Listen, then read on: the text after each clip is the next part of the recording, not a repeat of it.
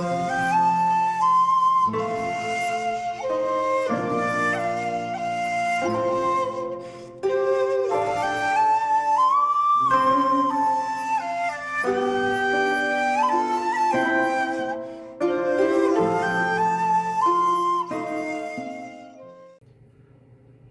there, this is Solitary from Solitary Films, and welcome to the French edition of my Global Director Challenge, where I'm going to tell you about my favourite 10 directors from a certain country or region of the world, and then the top 5 out of those 10 will go on to the next section, where countries and regions will then vie for the top 5 out of that 10, and so on until the end of time. So France has created some of the greatest filmmakers of all time, some of the greatest films of all time, and is probably my favourite European country for films, even though Italy is gaining on France. Obviously, as with all cases so far, there's going to be omissions that people might disagree with, but again, this is favourites. This is not an objective 10 greatest French filmmakers. Obviously everybody's got their own preferences, but this is an opportunity for you to put in the comments what your favourite 10 or 5 or 3 French directors are. Again, I'll get to the omissions at the end, because that will ruin the surprise of my 10. I have realised that making these lists, my top like 1 or 2 is going to be fairly predictable if you follow my channel, and I guess, yeah, we'll get to it. So number 10, as said in previous videos, is usually the hardest one to pick, because there's a lot of great French directors that won't make the cut, and I'm actually surprised that the director that I put at 10, obviously I went through a painstaking scientific process involving trigonometry and voodoo to get to these decisions. So at 10, pretty shockingly, I'm going to go with Francois Truffaut. Now, I've never really spoken about Truffaut at length. I haven't seen all of his films. I've seen about 44% of them. I've never even seen Day for Night, which is quite shocking. But I do adore his couple of Fanny films, Finally Sunday and The Woman Next Door. I absolutely adore Finally Sunday. It just hits on all the right places, co-starring Jean-Louis Trintignant. And also I have this wonderful little collection from Artificial Eye, which has Shoot the Pianist, which I think might have been the first Truffaut film I saw, Soft Skin, A Gorgeous Girl Like Me, The Woman Next Door, Julie Jim, Anne and Muriel, The Last Metro, and finally Sunday. It's interesting, obviously Truffaut was part of the new wave, critics turned filmmakers. We'll see how many of them actually make the list. But it's weird because Truffaut then pretty much turned out to be the most mainstream, I would say, the most kind of genre heavy filmmaker of that new wave. So if you look at his career, it's not actually that new wavy, and again, maybe that's why he's ended up at number 10 on my list. I don't know, because he's the most mainstream. Maybe I am just mainstream and I'm just not art house enough. I don't know. Now I do think Julie Jim and The 400 Blows are probably a bit overrated. Again, they're kind of flagpole films in non-English language cinema, European art house, but I do think those two are probably a little bit overrated. But every Truffaut film I've seen I've enjoyed, and there's a couple that I absolutely love. His 2 Fanny films with Fanny Ardant, of course. So that was actually a bit of a surprise that Truffaut made it while others didn't. I know that might upset some people. But next on the list is probably going to upset more people. But this is a filmmaker that, thanks to Indicator, I've really kind of fallen in love with, and I hope they continue to release his 4Ks. It's Jean Rollin. Now, I thought Jean Rollin was a bit like Jess Franco, just exploitation, and yes, there's some exploitation tropes in Jean Rollin films, but he's not really bothered about narrative. His films have a dreamlike structure, and I just absolutely adore them. This is Night of the Hunted, which is about memory loss. It's very Cronenbergian. This is 1980, so I'm assuming Jean Rollin saw some Cronenberg, because it does share. There's Bridget Lahahahe, who I've grown fond of. Yeah, so but Rollin films weren't what I thought they would be. They're actually really quite beautiful, even though they make no sense, but they're not supposed to make sense. Shiver of the Vampire is arguably his best. Not that it's his most coherent, but there's something about it, the music, the production design, it's just absolutely gorgeous. I think there's about 8 Rollin films that Indicator have released in 4K and Blu-ray, and hopefully there'll be a few more. Yeah, just beautiful, strange films. They don't make any sense, but they're quite awesome. So as I say, like 5 years ago, Rollin would be nowhere near this list because I hadn't seen any of his films. But he's rocketed all the way up to number 9. Another guy that's probably too genre for some people, but every one of his films I've seen I've just enjoyed immensely. I know that's a terrible excuse. But it's Henri Villeneuve, which I haven't pronounced properly, but Ben will sort me out. This is Jean-Paul Belmondo, who he worked with quite a lot, The Body of My Enemy, from 1976.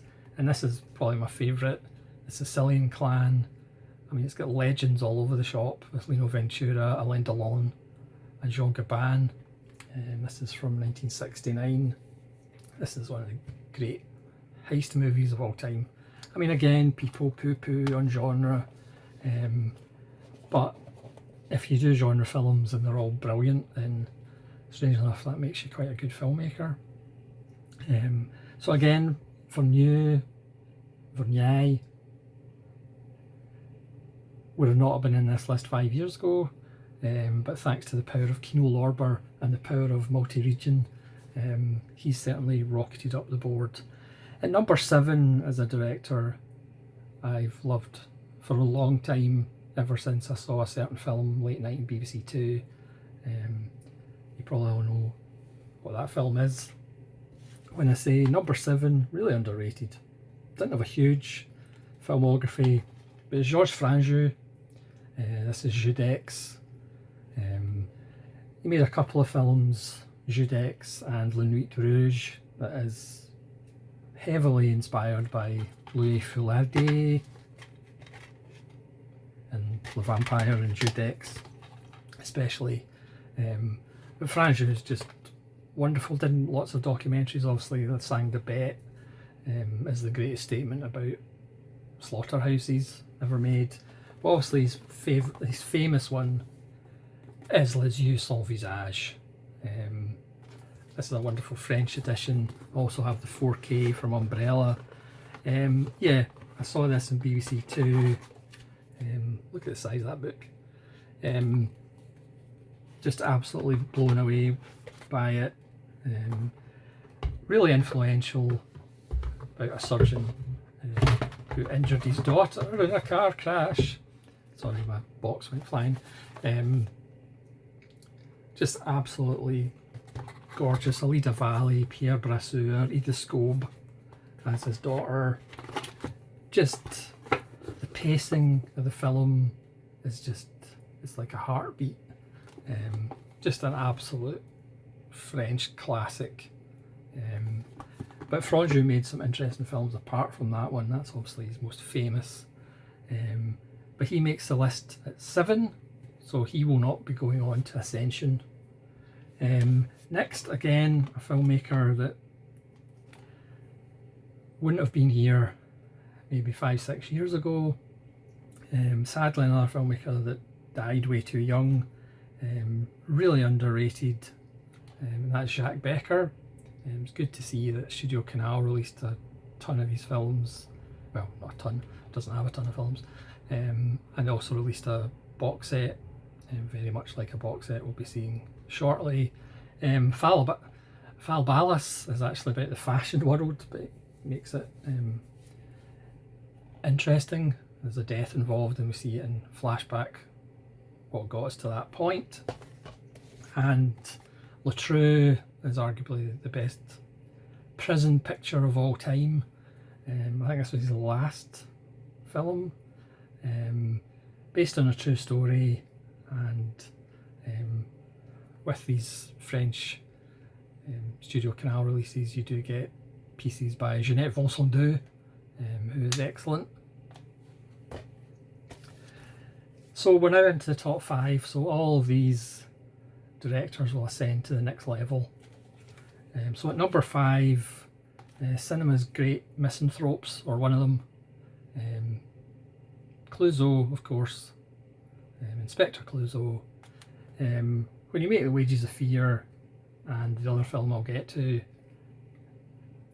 you're pretty much on this list regardless of everything else you make. But the fact of the matter, he made lots of other great stuff. He's got one of the most underrated debuts, The Murderer Lives at 21, number 21, which is fantastic. But obviously his big balls one is Diabolique. Hitchcock wanted to make this desperately, but Clouseau beat him to the punch. Obviously this would be better than anything Hitchcock would do anyway. Yeah, 5 years before Psycho, it hammers Psycho to the ground. An inspiration for Inspector Columbo, I was always going to say Inspector Clouseau, for Columbo, the detective. We've all seen this, again, one of the flagship stations of non-English language cinema. Yeah, if you make that a Diabolique and The Wages of Fear and nothing else, you'd have a pretty good argument to be on this list anyway. Number 4, a personal favourite. I did a large run of his films. Again, criminally underrated. Again, was part of the new wave, but then went a little bit more into the mainstream. Not as much as Truffaut, because again, he's criminally underrated, and that's Chabrol. Again, everybody knocks him for, not everybody, but lots of people knock him for being like a low rent Hitchcock, but obviously I believe Chabrol is better than Hitchcock. Chabrol's got more to say in a socio-political sense than Hitchcock does.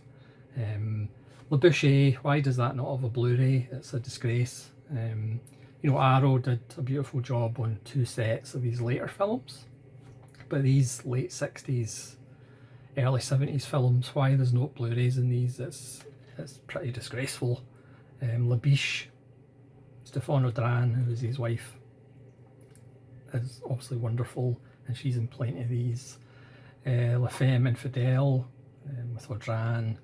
Beast Must Die, not that one. I mean, when you consider Le Biche, La Femme Infidèle, Quelle la Bête Moore and Le Boucher were all made between 1968 and 1970, that's a purple patch if I've ever seen one. And then Juste avant la nuit, Le Noche Roche, Nada and Madame Bovary, which isn't the best version of Madame Bovary, I have to say. But these films should be on Blu-ray, because, I mean, Le Boucher is just one of the greatest films of all time. Certainly one of the best cherry eating scenes of all time. And this is Arrow's Volume 2 DVD set, Arrow Academy. Again, I don't know what's going on, sorry, Arrow Films. I don't know what's going on with the rights of these, but these should be on Blu-ray as well. The Road to Corinth, one of his less successful early ones. The Breach, or La Rupture, which is awesome, again with Stéphane Audran. Pleasure Party, which has arguably the most unlikable character in cinema history. Innocence with Dirty Hands. Cop Van is a joy. The Flower of Evil, which is in one of the sets, as is Copavan or Poulet Vinaigre from 1985. Yeah, but all these films should be on Blu-ray, especially like The Beast Must Die, not that one, and Le Boucher. I mean, there's no excuse for that whatsoever. Again, Chabrol might just be seen as, yeah, he just makes thrillers, but he's more than that. Plus Elizabeth is Elizabeth. Isabelle Huppert has collaborated with him on several occasions and is obviously wonderful.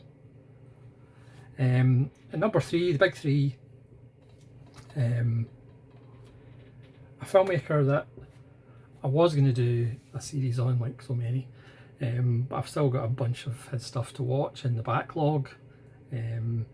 He's probably the most new wavy director I have on here. I don't pretend to understand all of his films because my brain's not that big. It is, of course, Alain Resnais. This is Je t'aime, his time travel film.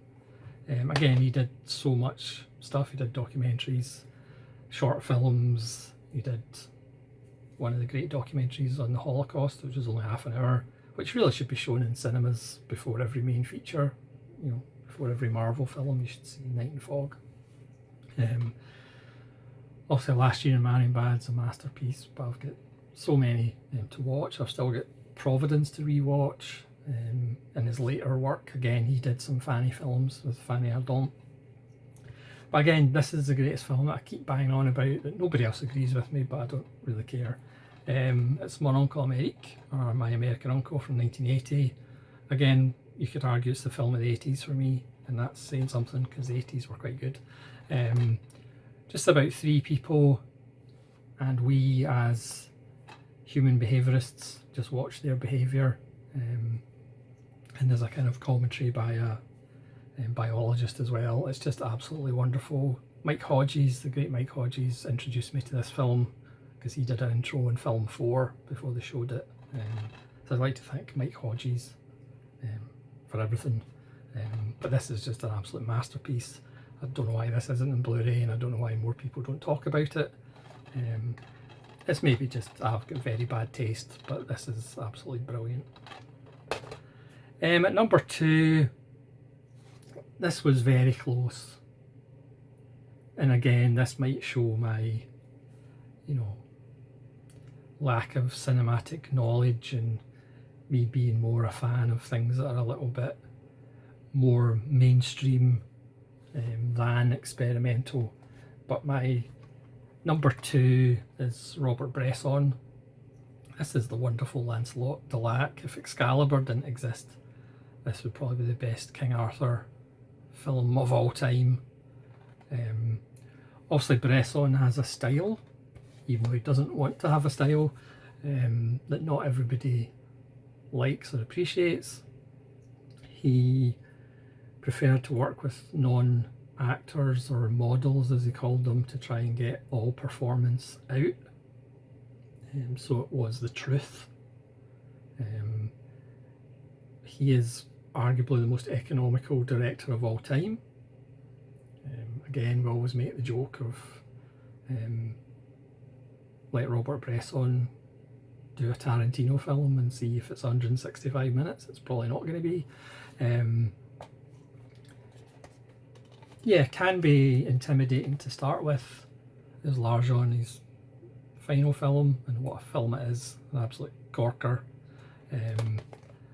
But again, had a philosophy, stuck to that philosophy. He's got a couple of early films before he got into stride. He started off as a writer, and as I said in a recent review of A Gentle Woman, one of his later films, he did write a slapstick comedy about twins at one point, which is a little bit different from the rest of his output.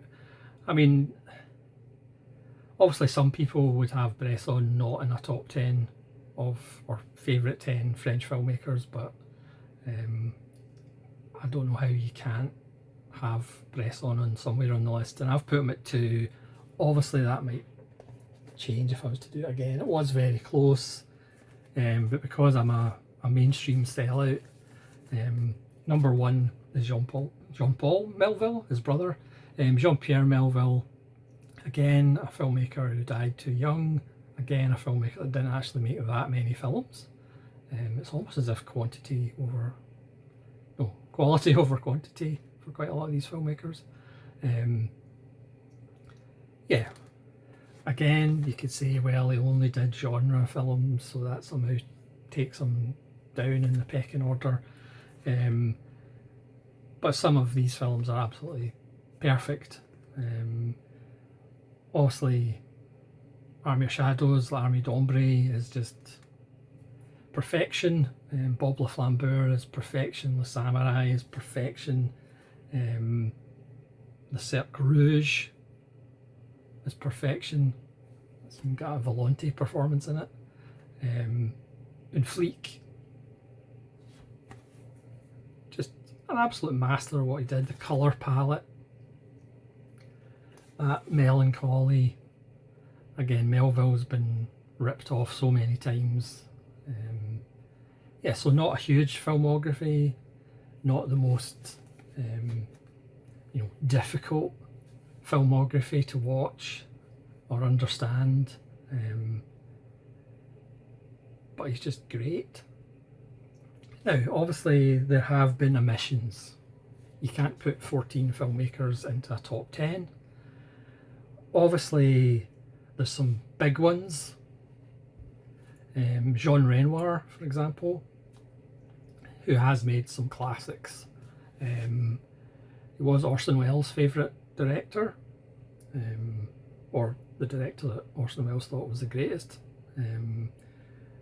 Obviously, I love a couple of his films. I haven't actually seen that many, but the other ones are kind of good and solid, so Renoir didn't make the list. Jean Cocteau, I adore. Orpheus, and La Belle et la Bête, and his earlier funny, more experimental, dreamlike films. But again, I just couldn't put him on either. Jean-Luc Godard, I've said before, I'm quite scared of him. He kept making abusive phone calls to me during the 80s.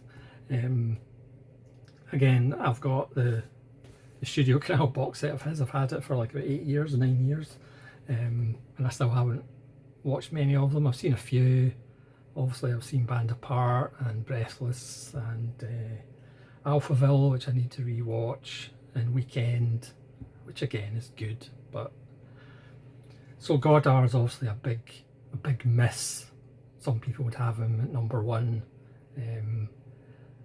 Again, I don't tend to get into personalities, but I'm not a huge fan of Godard the man, but then I'm not really a huge fan of like Truffaut the man either. And obviously the other one is Jacques Rivette, which obviously lots of people adore. I mean, I've only seen maybe 3 or 4 Rivette. I wasn't that impressed with The Nun. It's nowhere near my favourite Nun film. I do have one in the backlog still to watch, but yeah, I don't. Maybe my brain's just too small to appreciate Jacques Rivette. I'm not smart enough to get him, but really, yeah, Rivette's not really for me, I don't think. Obviously that'll change. Obviously I'll watch more of his stuff. Another one is Jacques Demy, who almost actually got into 10th. I know that's shocking to some people because I have been not critical of Umbrellas of Cherbourg. I've just said that it's a good film, but it's not for me. But I absolutely adore Donkey Skin and also the film. And Bay of Angels, Jean Moreau, I really love. And another couple of the films on that set are perfectly fine. So it's not as if I'm anti-Jacques Demy, it's just because I don't adore Umbrellas of Cherbourg. So Demy was actually very close to making it at number 10, but for some reason I went with Truffaut. Probably Fanny. I comes down to it, it's probably Fanny Ardant was the reason. There's plenty more, obviously, that I haven't mentioned, that the comments can mention and say that I'm an idiot for not having them on the list. But again, this is a favourite. This is not objectively the best 10. Jacques Tati, haven't seen any Jacques Tati films yet. That box set keeps fluctuating in price, but I haven't seen any of these films. And again, there's modern French filmmakers, but again, I'm not really into too many modern filmmakers. I've seen one Bruno Dumont, I've got a couple in the backlog, I've still to get to them. Obviously Julia Ducournau with Raw and Titane, and she's got another one coming out this year. Certainly I do like those films, Titane better than Raw, but she's certainly somebody to keep an eye on. Yeah, but that's France. So many. You can't squeeze them all into 10. And again, if I do this again in 5 years' time, the list, well, it's not going to be completely different, but probably between 5 and 10 is going to be different. But yeah, so Melville, Bresson, Rennie, Chabrol and Clouseau ascend to the second level. But again, all these filmmakers that I've mentioned you should check out, and all these filmmakers can go home and hold their head up high, because they at least made the video. So next week is probably the toughest one. It's Japan. Yep. Again, this is going to be contentious as well. I mean, Japan is my favourite country for cinema, might be my favourite country, period. Yeah, Japan's list is going to be interesting and controversial. So thanks very much for watching. Please let me know your favourite 10, 5, 3, 2, 7 French filmmakers of all time. Again, your favourite, not the objective best. And hopefully you'll see me for Japan, and we'll have fun with Japan.